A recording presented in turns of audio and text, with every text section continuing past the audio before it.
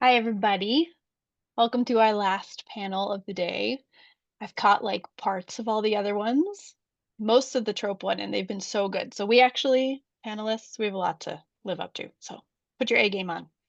Um, Before we get started, I wanted to talk about the author alley that's up on the indiefantasyaddicts.com website.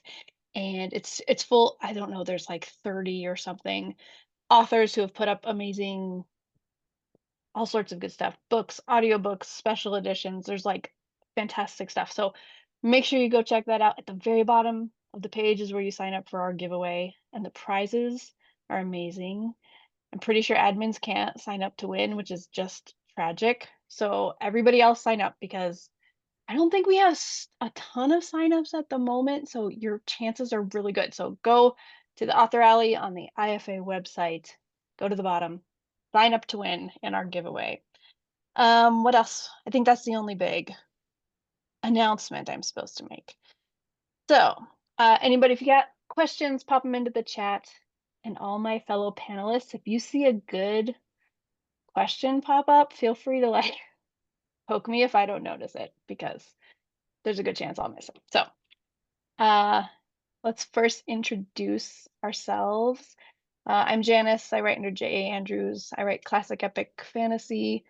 All takes place in the Keepers world. Keepers are like mages, but not warriors. They're more like storytellers. A lot of stories and a lot of books. There's a little bit of obsession in my stories about those.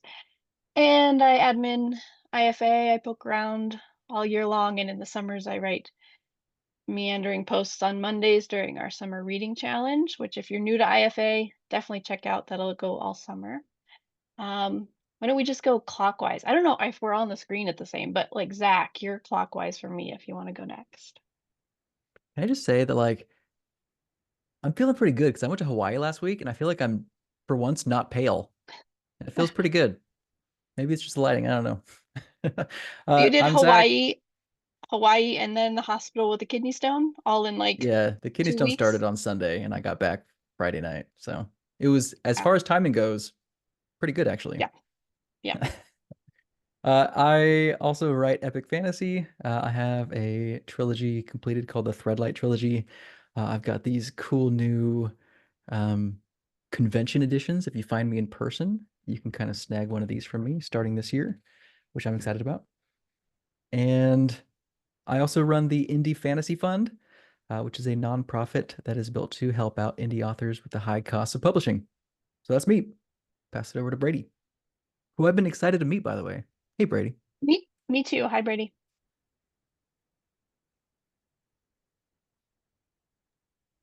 The muting. There we go. Oh, Am I unmuted now?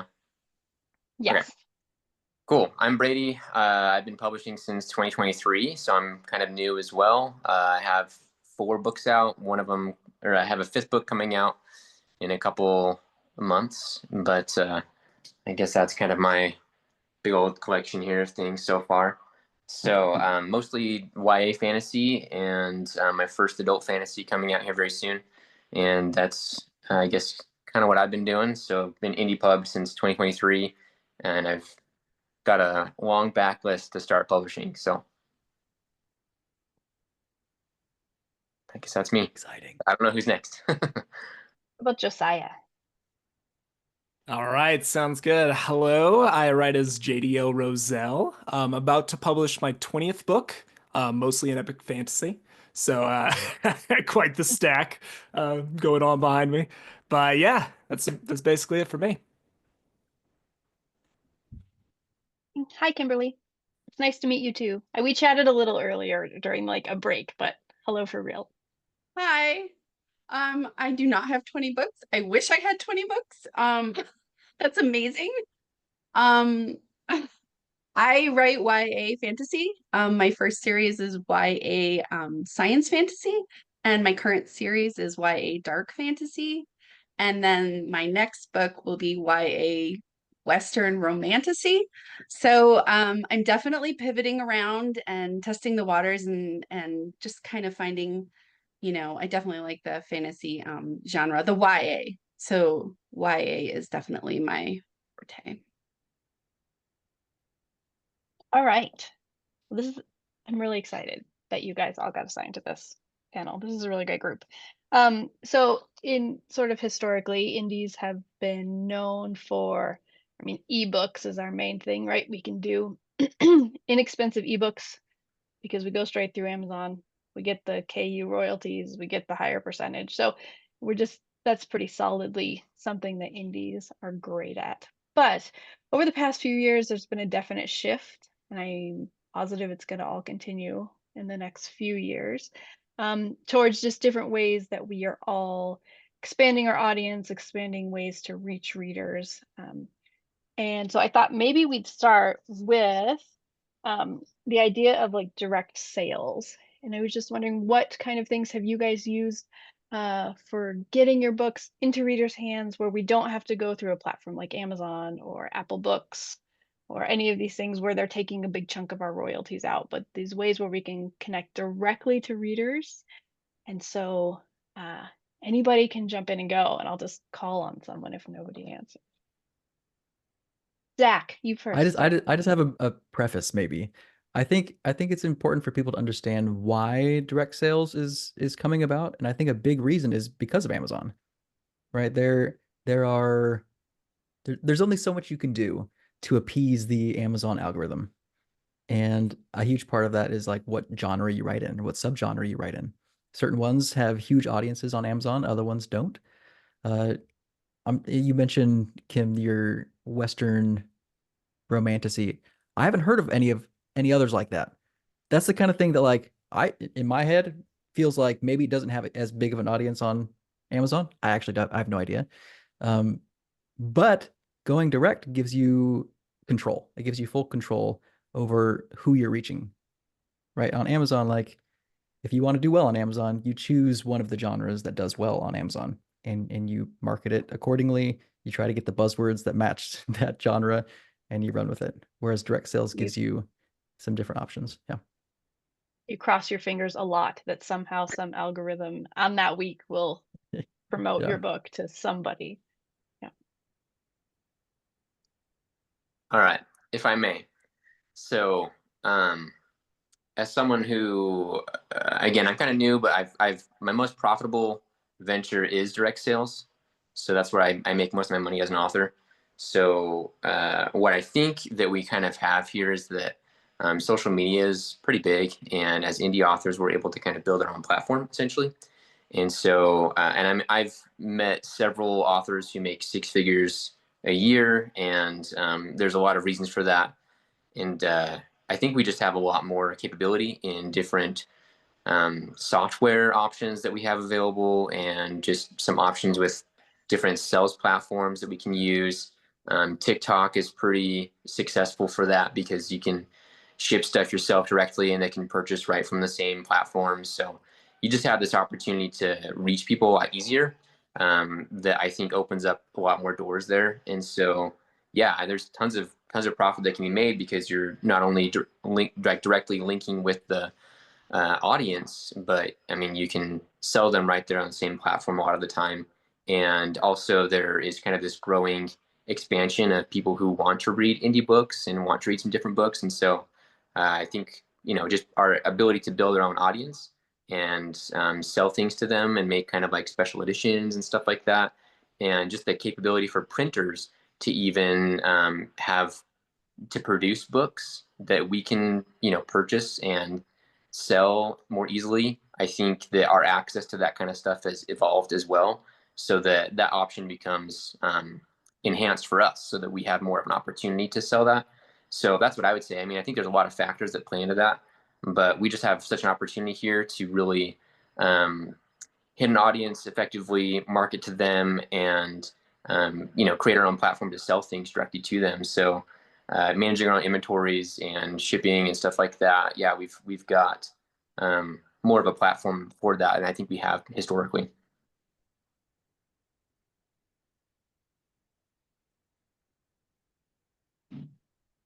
So thinking about direct sales, I also sort of consider Kickstarter in this group.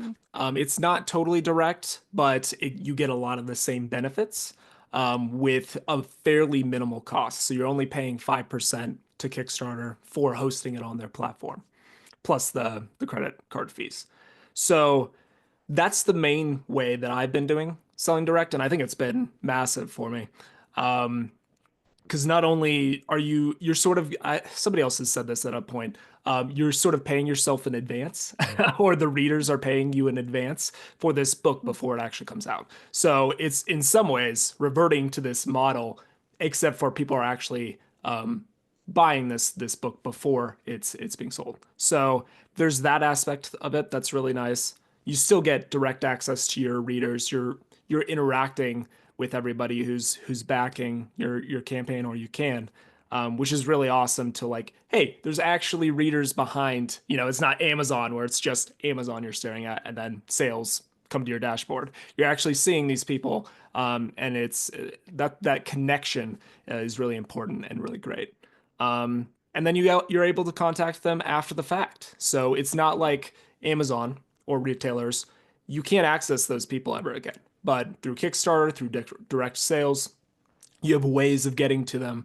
And that makes a big difference for moving forward on your career as well, and future campaigns, stuff like that. So yeah, I think there's a lot of benefits to Kickstarter, to direct sales.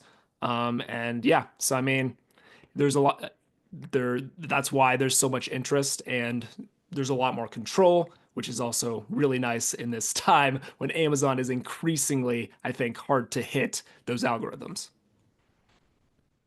I love with Kickstarters, especially since the project is like spread over a few weeks. I love that you can actually talk to the readers and they can help mold the project as it goes on. Like you can have them vote on which artwork they like or what color ribbon, and have the battle between people. But I love that it's not me sitting in my room with no idea of what people are going to ask for and trying to decide like what's the coolest perk to add next. Like it's so cool to have like the actual readers be able to say like, actually, I don't want that stupid thing. What I really want is more artwork or something like that. And then More you stick get the figures. chance to do it.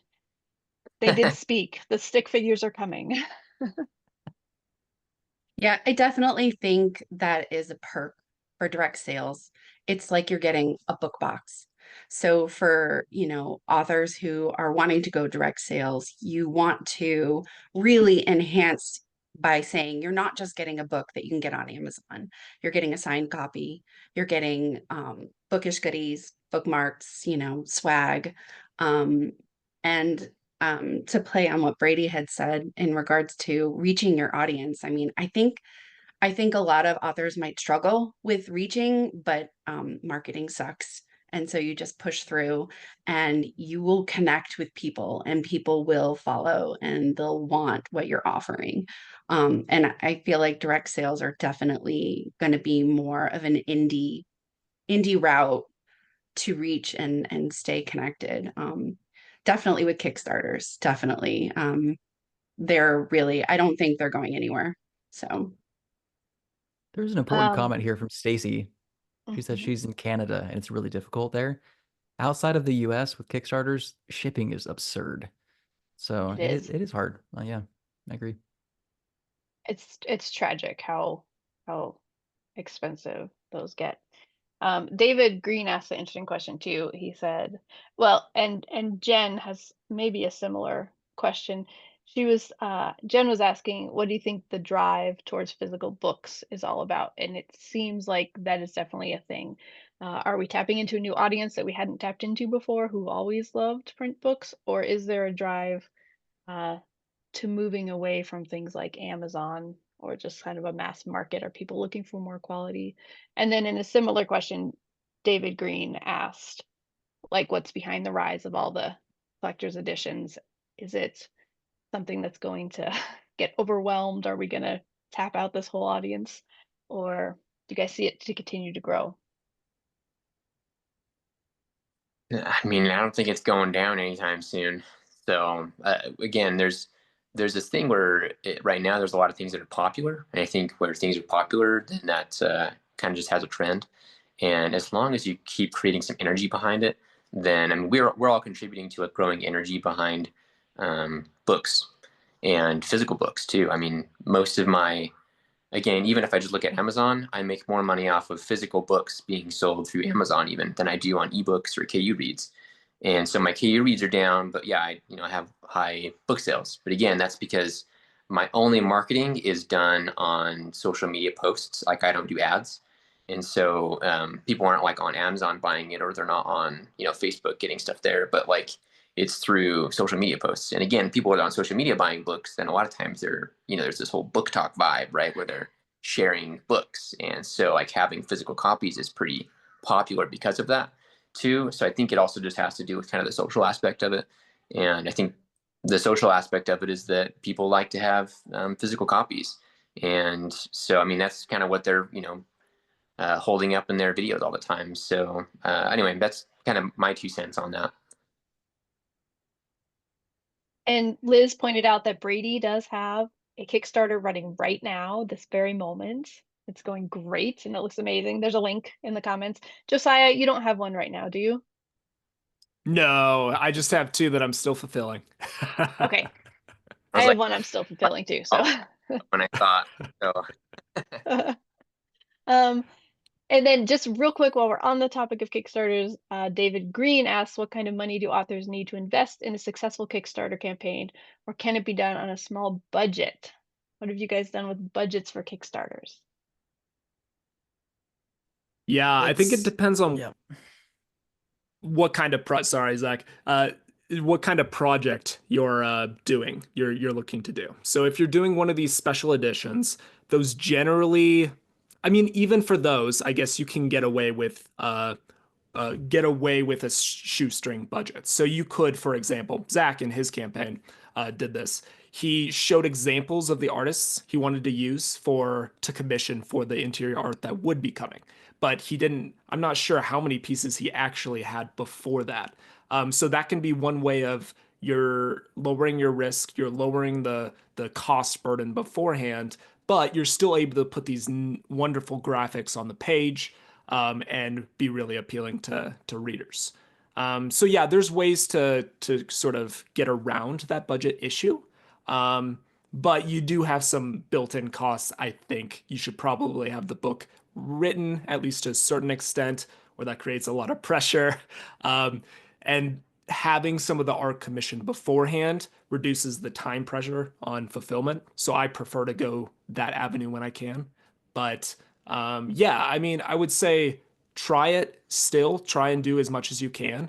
Don't let that deter you from running a Kickstarter campaign. A lot of it depends on what your own like personal skills are with art as well, right? Like if you can put together the graphics yourself for the campaign and make them look professional, great. That makes a huge difference, right?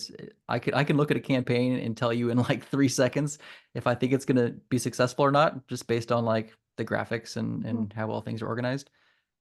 So if you can't do that yourself, like you really gotta pay somebody. And there's people who are kind of like popular that do that. So yeah, I it's think All for right. my upcoming Kickstarter I'm doing later this year, I opted to get a cover designer instead of do my own covers for an omnibus. And my idea was to get a cover designer that is well known. And so that brings in hopefully some attraction. People will recognize the cover as her kind of style. And so I've set the bar kind of high on that one. I'm going all in. And so when I want to do this, my first Kickstarter, I it was kind of a test. And so I set the funding low. And so that's the way. If you're not sure, you can always just fund it low or fund it high, and then you don't have to do the Kickstarter if it doesn't fund. Um, but with this one, I'll go a little higher because I want to make sure that I cover her costs. So that's the plan. Yeah, I was gonna say, I think they're like, it depends on your objective with the Kickstarter. So some of them are like, hey, we're gonna aim high end, we're gonna try and get 6 figures, whatever, right? Or some of it's like kind of lower budget, and you're like, yeah, we just want to get $5,000, right? Think about it in that kind of aspect. That's how I would look at it.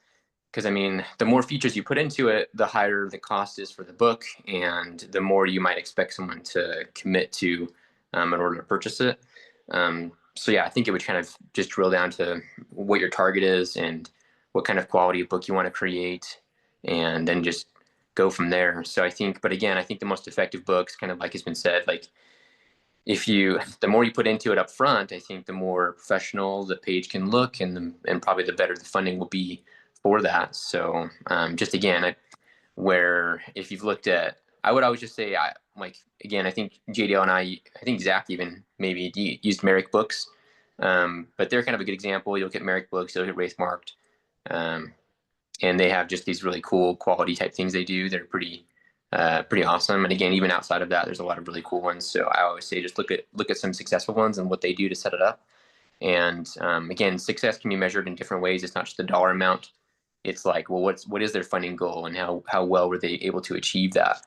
And yeah, there's a lot. But again, you can invest a lot of money up front to get a Kickstarter going.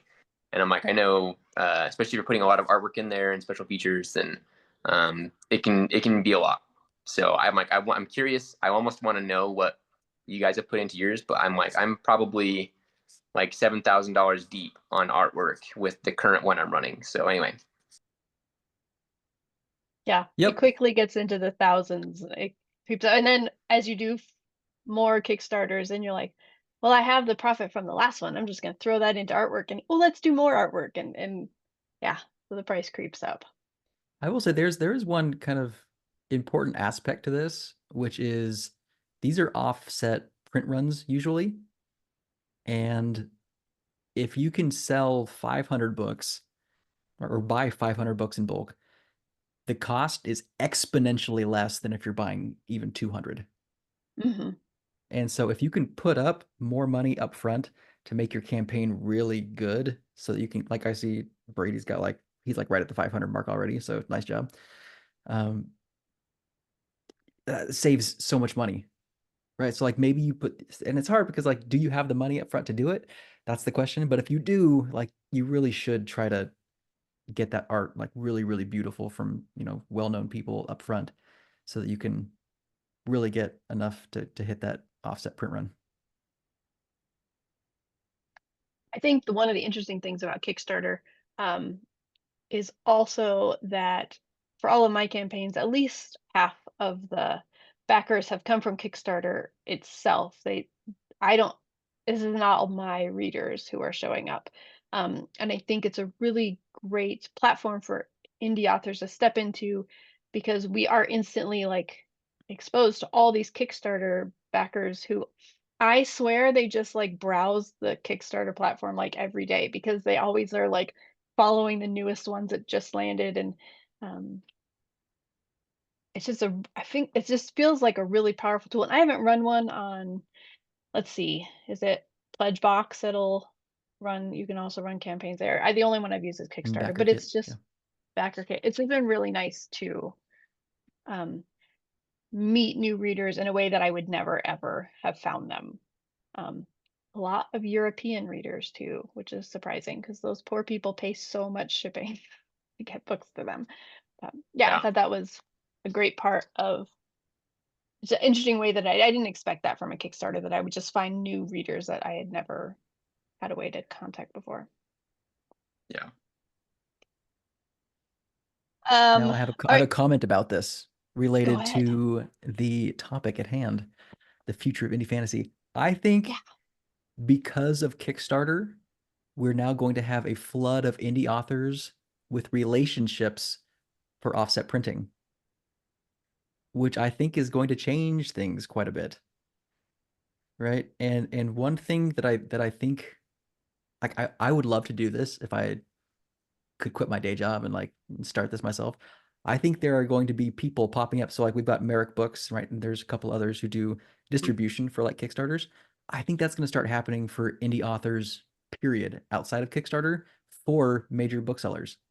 Like I think there's going to be people who pop up and like all they do is like work with indie authors to get their books in Barnes and Nobles across the country.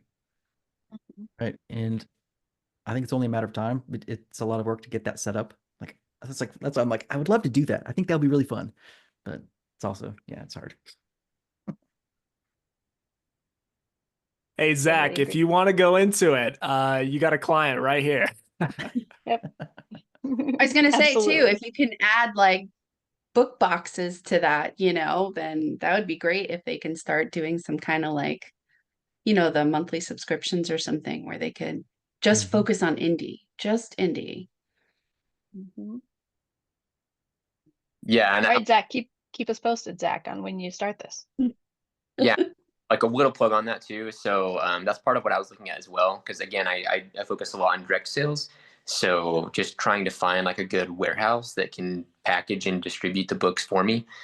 That's kind of a good labor. So because I know a lot of people, they just hire people and do it from their home still.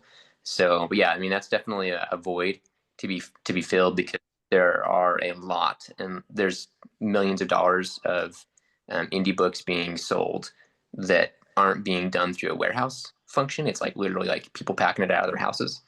So anyway, yeah, and again, Merrick Books, I've kind of had that conversation with them about that kind of thing too. So I think there's definitely room for some expansion there too.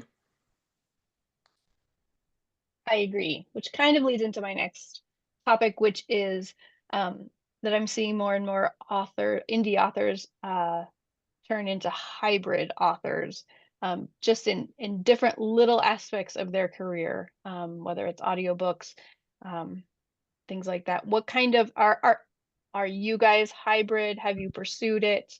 In which ways? What kind of things are you looking forward to doing that are maybe not purely indie, but that you still kind of stay indie at your core?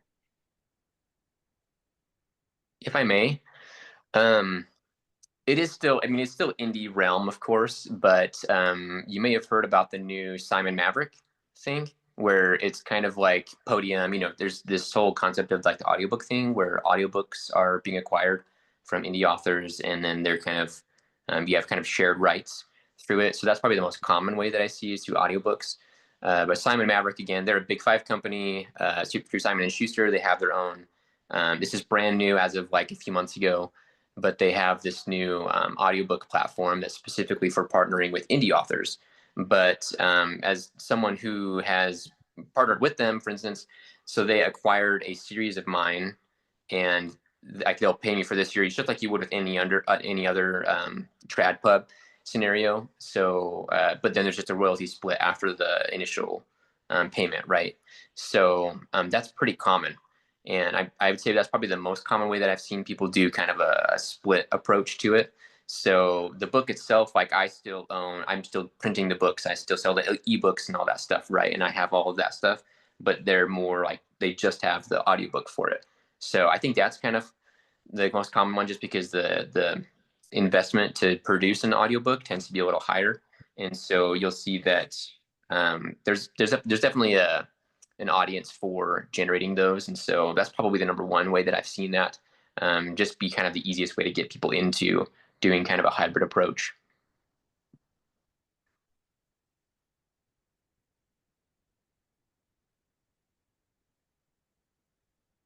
Just Are any of the says rest of same. you hybrid? Yeah. Yeah. So like foreign rights is another place where sometimes you can partner, whether that's with a foreign publisher or through an agent who goes out and gets you deals specifically for foreign rights. That's one area where there's some room for partnership with indies, especially, I think. And yeah, I've personally seen a lot of deals happening.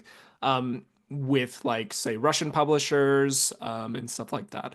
So and some with sort of indie companies in like Germany and so yeah, that's another area to explore. But of course, you can try doing that yourself as well. It's just a little bit tougher.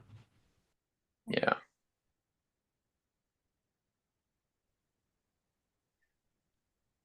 I think one of the things that I've seen a few of, and so far it's rare, but I'm wondering if it will become a little bit more common in the indie sphere, is the print only deals that people are getting with some of the bigger publishers, where I think a few years ago that would have been pretty unheard of for a publisher just to buy the rights to your print books, because usually they wanted the rights to all the different formats. But I mean, that's obviously sort of like a dream for indies to get keep your rights to all your stories, but be able to get in those bookstores. Do you guys have any? I know a few people who have gotten. I don't know them well. It's those like unicorn indies who are out there doing so great that they they catch the publisher's eye. But I'm hoping that starts to maybe go down a little. Yes, that's a big one, right? Which leads to more rumors of other things like maybe TV deals, movie deals, those kind of ideas float around a lot too in indie spheres. And I think I don't know how much they're going to get better, but it feels like those things are more on the rise than disappearing.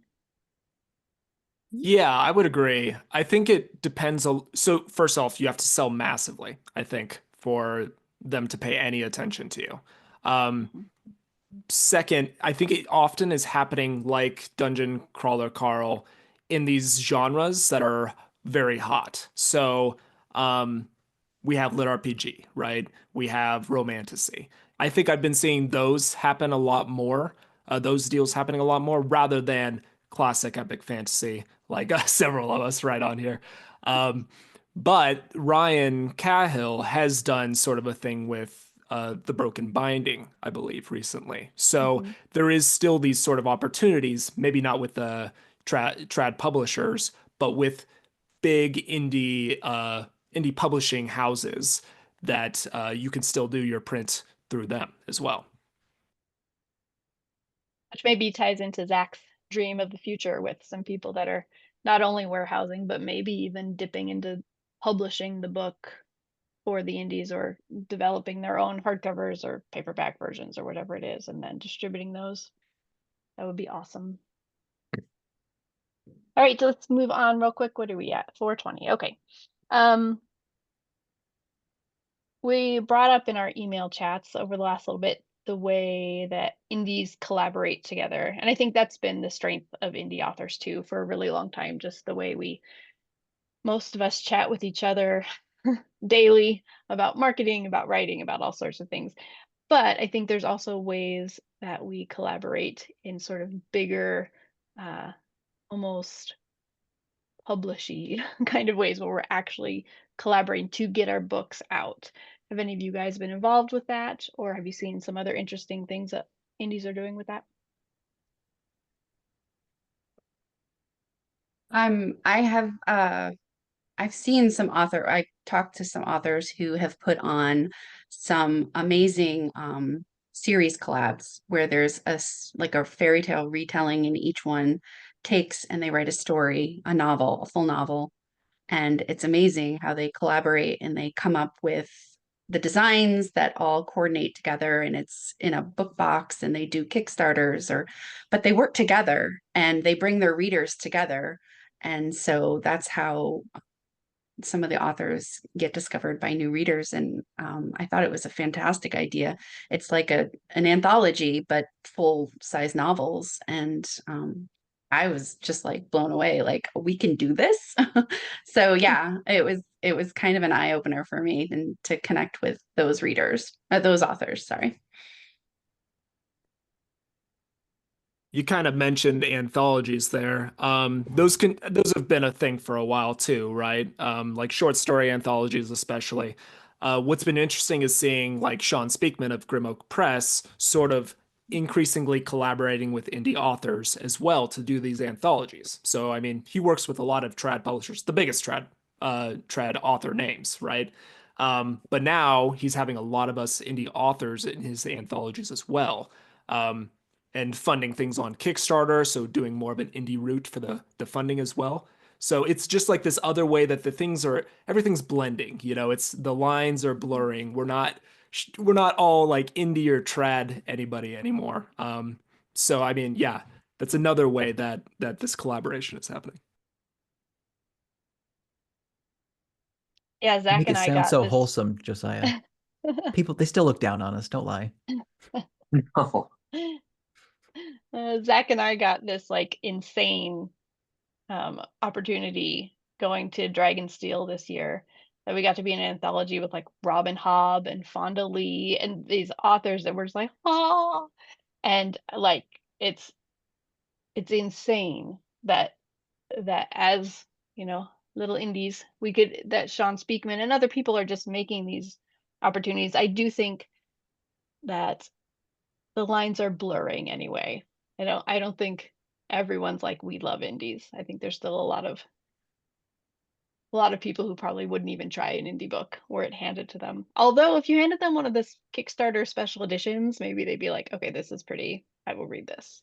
But I do think in the future, I think those lines are going to continue to blur, especially as some big trad names have turned indie for some of their projects, and how indies are getting these hybrid deals with it's all getting we're getting a little muddled in who's who and where the lines are drawn. And I think that's a great thing, honestly. If But I think Amazon that indie improved the authors have quality of their really, print books, yeah, Yeah. I Yeah. think indie authors have kind of grown too. Like we've taken over social media. We've just kind of we've gone from, not being really recognized to now I think we're just really wide and growing. I mean, it's not stopping. Yeah. Well, and I think we have so much more control over our books, which actually leads to my next section. And my phone just dinged really loud.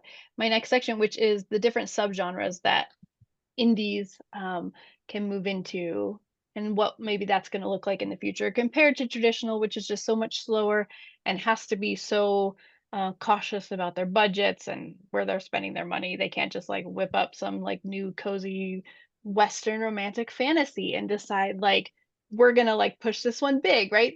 They have to be like, do we have the market, blah, blah, blah. Whereas as indies, we have so much more freedom to choose these things. So do you guys see any subgenres that are going to continue to get bigger in the indie sphere over the next few years? And are you going to write any of them?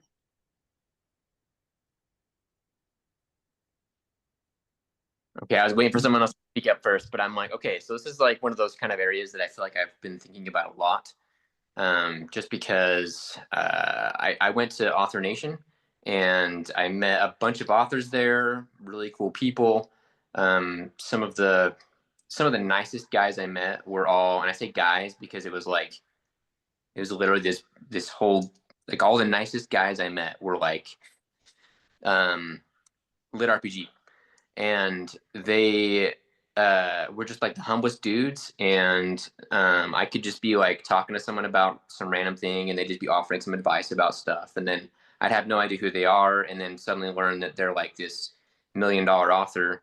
And they all of them were, apparently they all knew each other, and they were all lit RPG guys, and I was like, what in the world? And so anyway, there's a pretty big expansion, I would say, especially with that lit RPG area. And I had already been kind of thinking about this for a while, and kind of thinking about the progression of um, just the fantasy genre. And this is like, I mean, this is probably, I don't know, 10 years worth of me. I've been writing for a long time, right? So this is like 10 years worth of me just kind of thinking about the market and who I can sell books to and how I can target that. And the genre issue is kind of hard as indies, where like, for instance, I wrote YA because I wanted to sell to trad, but YA is really sells really well if it's on the bookshelf or if it's being advertised pretty heavily. But where we're indie and we're selling, kind of, we're doing our own thing, we're not typically on bookshelves, is you'll see that what's selling a lot is, you've got lit RPG and you've got romantasy selling a lot. Romantasy sells really well because it's on social media, it's everywhere, right? It's very popular, it's very social. And so, yeah, of course, everyone's going to read the same book because they're all talking about it, right? So that's definitely gonna. I mean, as long as there's these social media trends about a book, and if you can control the social media trends, then I mean that's always gonna flare up, no matter the genre, honestly. So that's one big thing.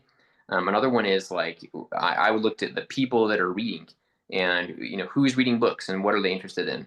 And one of those things that I thought about is this is gonna sound weird, but one of my targets as an author was to write books that even boys would read, because you look at stats and boys don't read a lot of books. And so I was like, well, what are they reading? And they're reading manhwa, they're watching TV, they're playing video games and things like that, right? So I've already been thinking about this before I even knew what lit RPG was. And so I was like, okay, you need to write books that feel like games almost, or they need to have this kind of like think about that. And so I did a lot of research about games actually, and learned a lot of the psychology behind why boys play games. And there's this very progressive vibe to it. There's a lot of reasons for that. There's like 4 categories of why they would read those, or why they play games. And so like you can adopt those aspects into books. And so that's kind of what I did with it. And so, and just by the way, like as me doing this, you should know that like I get a lot of comments on content that I create of people saying like, wow, this is the first book I've read in a long time, or I'm getting back into reading because of this. And so I'm trying to market to people who don't read as much, which is weird. But there's a rise of that, and also just this whole group of people that are they're reading different stuff right now, or they're listening to audiobooks. So if we as authors are able to produce something that they can access more easily, then I think that's kind of where we can find a lot of success with that. So as far as genre goes, there's this whole umbrella. Sorry, that was a long description to say. There's this whole umbrella called progression fantasy. Okay, progression fantasy, lit RPG is a subcategory of progression fantasy, and then you have a lot of other categories that are in there. There's game lit, there's stuff like that that's in there too, and it's this concept of like characters progressing as they go through the narrative, and they kind of acquire things, or they level up, or it's like Rage of Dragons, for instance, is a very subtle approach to that. Rage of Dragons, you think that's epic fantasy, but you also have this character who is kind of ranking up as he accomplishes things, and he's increasing in skill, and that enables him to kind of move up. And so there's a very active approach to how those things are happening there with that. And that's what I think is like a huge thing that's going to be on the rise, is this progression category, not only lit RPG, but like other things within that same area, I think will continue to advance. Yeah, I agree with everything you're saying, Brady. I will say, so for me, I very much lead with what I'm inspired to write. So I'm still always keeping an eye out for the market because that's part of my job. But the first thing I'm gonna do, like, I'm not gonna probably write any more lit RPG. So I wrote one trilogy. I enjoyed writing that trilogy, but lit RPG is in my heart, right? Even though it's massively popular, it would be a good business decision to do it. I'm not gonna do it just because that's not where I'm supposed to be.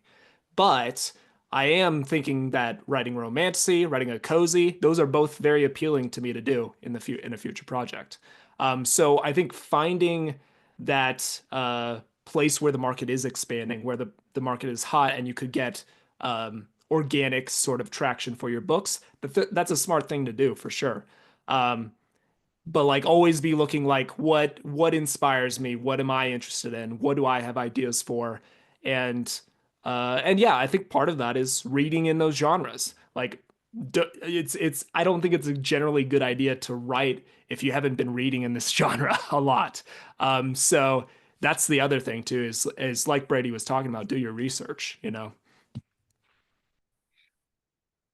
I think that I get a lot of inspiration from TV shows and movies.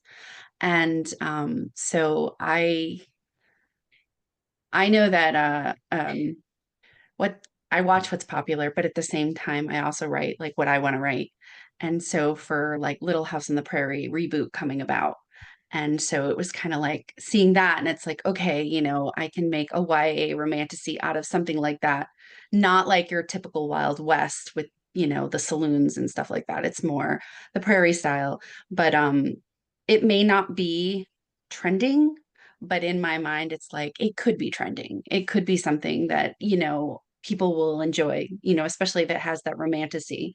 And when you're writing YA romantasy, it's it's like a whole different romantasy. It's focused on more of the tension and more of the buildup rather than the actual physical romance. So I think when we do subgenres, we have to remember to consider the age category, consider, the world building, consider, the target audience, who we want to read the story.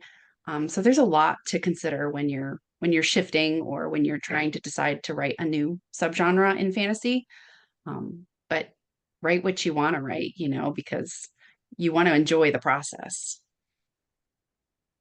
I love how as indies you can say like I'm just going to throw a western into a romantasy story, because as soon as you say western I get such a feel for it, right?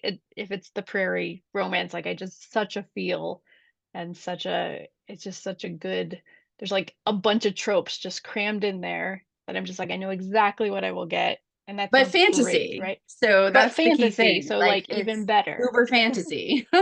Yeah. What I love about it too Um, is that with indie authors, we so often build this relationship with the readers, whereas trad authors go through the publisher rather than interacting directly.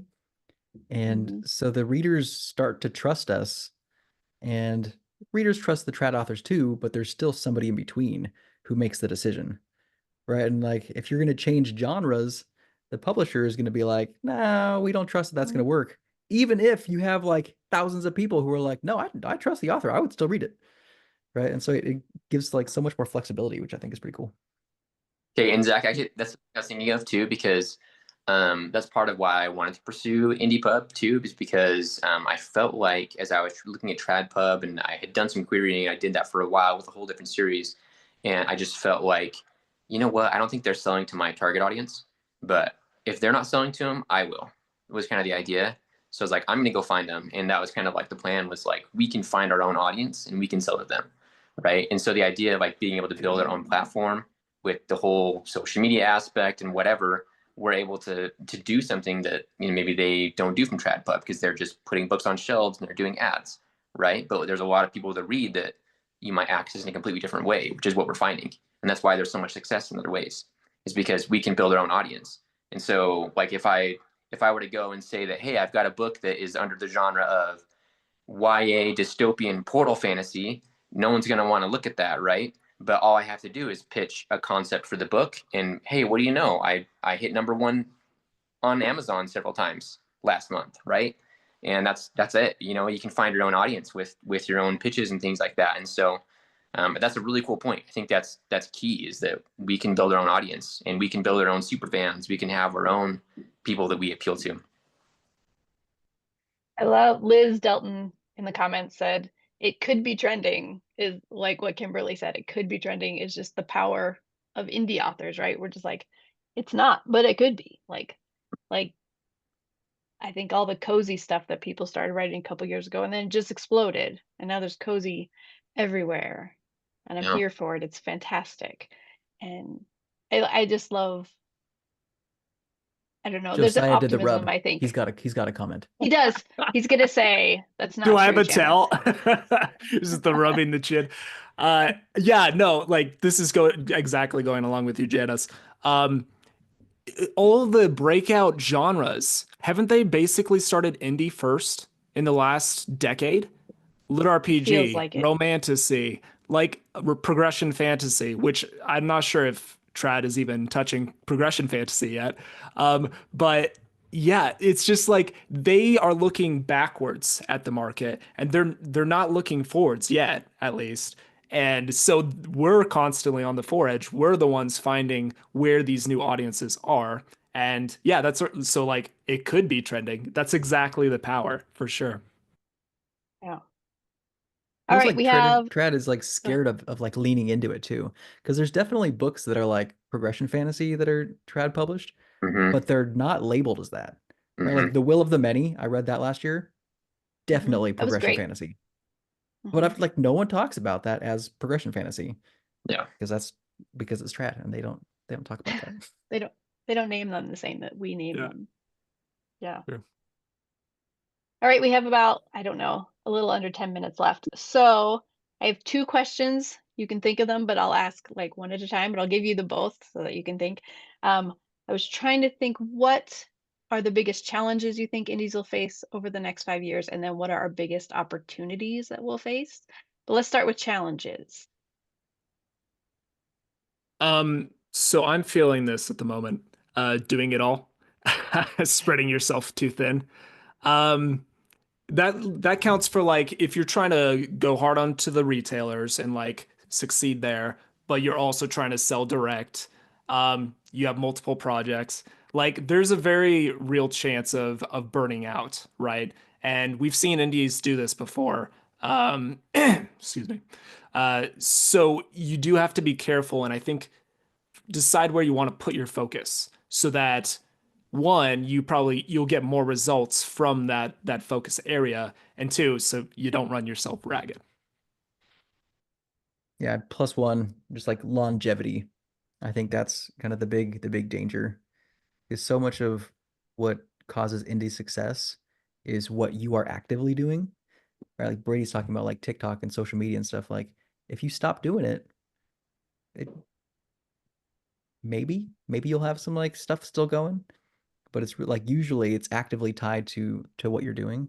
Whereas like trad authors, like they have a team of people who are like gonna continue pushing it out, and when they put out a new book, they're gonna be like, hey, it's very similar to this other one we published a couple years ago.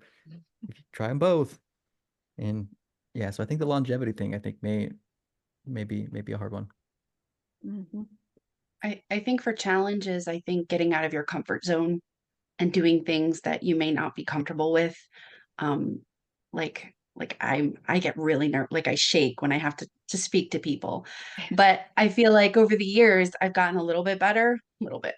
But I think that's something that indie authors, any fantasy, whatever genre, they have to just go for it, We're a very loving community. Okay, these are good ones. No. And I think there's a few points. I would say like we need to be versatile, we need to be adaptable, and I think we need to have the ability to delegate. Okay, I mean, if we can do those three things, I think we have a lot more capability to evolve as things change, because things are going to change, right? What works today might not work in 5 years, right? So you'll see that a lot of times where people will say, "Man, I used to make 6 figures as an author, but then like things didn't start working, and so that's it. Now I'm done." Or I got a bunch of sales and then it never worked. Or maybe they start out and they're not super successful and they give up because they don't know how to market things, right? So they need to be adaptable. You need to be able to figure out how to modify things and change them. Because I mean, yeah, there's I don't know, a lot of people don't see tons of success initially, and they need to have the ability to work through that and keep trying new things. If they keep trying the exact same thing and they're seeing the same level of success, then I mean that's an issue. That's a big downfall with a lot of people, because I know people that write really dang good books and I've read them, and they still don't sell very much because they're not willing to maybe modify the way that they market, or maybe they need to hire someone to help them with something, right? So they need to have a different level of commitment for that. And in kind of like what J.D.L said, if you have a lot of responsibilities, if you're like, okay, I want to get into direct sales, and then you find it takes all your time. I mean, that's kind of the boat I was in, right? Is maybe I should delegate that. Maybe I should hire someone to pack the books for me and ship them out. Then we need to be able to find those kind of things. Or maybe it's hiring someone to do our ads for us or something like that, right? We need to have that ability, and so we have to adapt kind of a business mindset for it, as opposed to just a creator mindset. And that's the hard part, because a lot of us we're creatives and we love that, and we don't want to run a business. And but that's what it is. We're running a business. And so if what you might need to figure out is how you can delegate some of those responsibilities so that you can you work through some other obstacles that come up. Brady, you want to write my books for me? No. All right, David Green apparently is not just going to let us talk all night. He's breathing down our necks. Dang it, We're I at had under another 5 minutes. I know. danger. So you know what? We're just going to skip opportunities. I don't know. Maybe we're not. We're going to take an extra couple minutes, David. Ha ha. Okay, Zach, what do you got? And then we're going to go quick on to opportunities. So Kindle Unlimited, I think, is a danger for indie authors in the future. For those who don't know, like the payouts have been slowly decreasing over time for Kindle Unlimited. And it is where the majority, like we've talked about like romantasy and lit RPG, these like big genres for indie authors, that's where they make the money, is from KU. They get enormous amounts of page reads, millions and millions per year. And if people are, not continuing to subscribe to KU, and if the KU payouts get lower and lower over time because there's too many books splitting it, people start making less and less money. More people go wide, making more people drop. And I think there is a danger over time of KU kind of slowly dying and it starting to kill indie authors. I think so too. All right, bullet point version. what's the biggest opportunity you see in the next 5 years for indies? Go real quick. Or if there are none, we'll just move on. Mike, Okay, go ahead. build your own audience. You can create your own team, and that's going to be massive, right? You'll be able to expand infinitely if you can just establish a really good core and expand from there. Perfect. Being personal, directly establishing relationships with your audience, be that through social media, direct sales, Kickstarter, what have you, but kind of being out there, being the face of your business.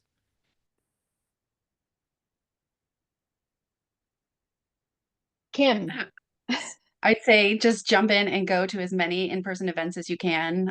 If you can do them locally, if you can do some big ones, that's a great opportunity to meet people and readers and network.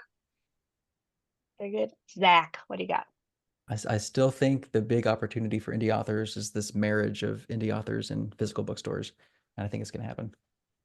That Next is couple years. awesome. Okay, tell everybody where they can find you and your books. And if you have something coming out soon that you're about to publish or whatever, give us a quick plug for it. Zach, you go first. I have no new books out. I will be at Emerald City Comic Con in a few weeks here in Seattle, selling books, and I'll be at Worldcon later in the year, and probably Dragonsteel as well in Utah. So find me at any of those. I will bring books and be selling them. Fun, fun, fun. And his books are great, his old books, even if he doesn't have a new book. Okay, Brady. Awesome. Well, I have this series, The Depths of Van Elf, coming out. This is the one that's kind of on Kickstarter right now. So I checked the Kickstarter. Also, the standard edition comes out on April 8th. And yeah, all my old stuff is YA, but this stuff I think is a lot of fun too. So, and it's progression fantasy. So if you're curious what that even means, then I guess you can find out. All right, Josiah. Yeah, so I'll have, I think I said I published 20, but it will be my 20th that's coming out. The Wild's Exile. Whoa, I that can't is trust you anymore. A liar. I'm so sorry. I have to do an apology speech. So it's my 4th book in my Ranger of the Titan Wild series. And yeah, it'll be coming out in April. Good. It has a great cover too. Okay, go ahead, Kimberly. I'm editorializing. Go ahead. Later this fall, I'm going to be releasing an omnibus. I'm currently writing book 3 of my YA dark fantasy. I'm decided to release book 3 and the omnibus before I actually release book 3, early 2026. So that'll be coming out later this fall, mainly on Instagram, because that's where I like being. But yeah, and IFA. Oh yeah. All right, I'm Janice, and I'm in IFA. I mean, that's the easiest place for all of you to find me. I'm there too often. So, all right, well, thank you, everybody. That was really great. It was nice chatting with you guys. And one last thing to everybody watching, don't forget to check out the Author Alley on indiefantasyaddicts.com and enter the giveaway. The prizes are so good. Enter the giveaway. Okay, that's it. Thank you.